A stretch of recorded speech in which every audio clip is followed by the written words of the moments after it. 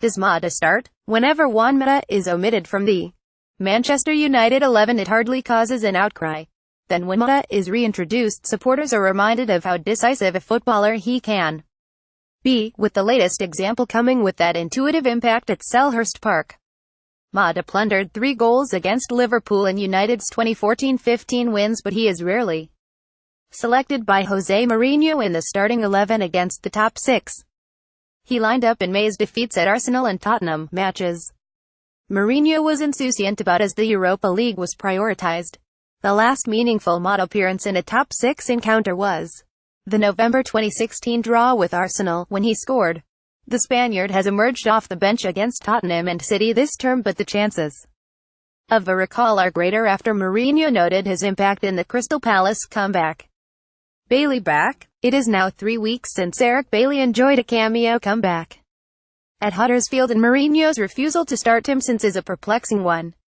United have conceded 3 in their last 4, with Chris Smalling and Victor Lindelof in front of David De Gea, who kept that tally down with stupendous stops in Seville and South London. Mourinho reveals what is wrong with Alexis Sanchez. Bailly remains United's outstanding centre-half, yet his last club start was on November 5 and his October return included a trail of ring rust. Starting him against an intense front 3 of Sadio Mane, Mohamed Salah and Roberto Firmino would be a risk.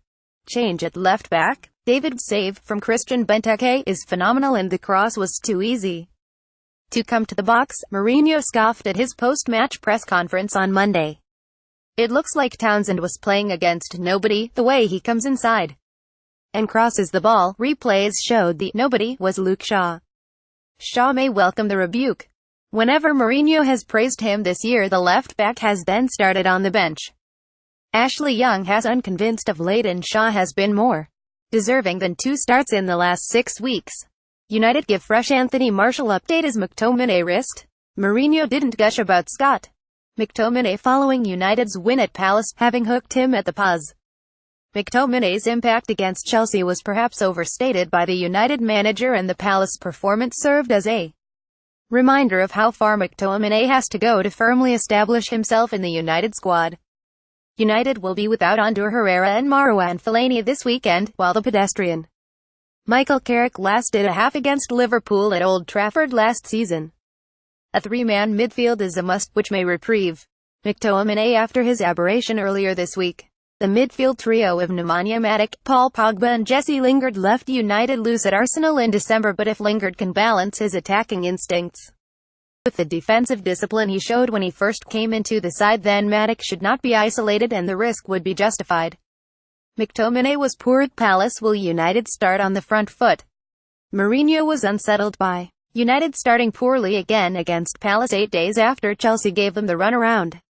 Liverpool defender Dejan Lovren has already insisted they will not go to United looking for a drop at the fixture. So often disappoints as a spectacle, it will be a jolt if Mourinho tries to match Jurgen Klopp's intensity. On the back of 2 terrible starts, United really need to take the game to Liverpool from the first whistle. Get all the latest Manchester United news first with our new app. Download it here now.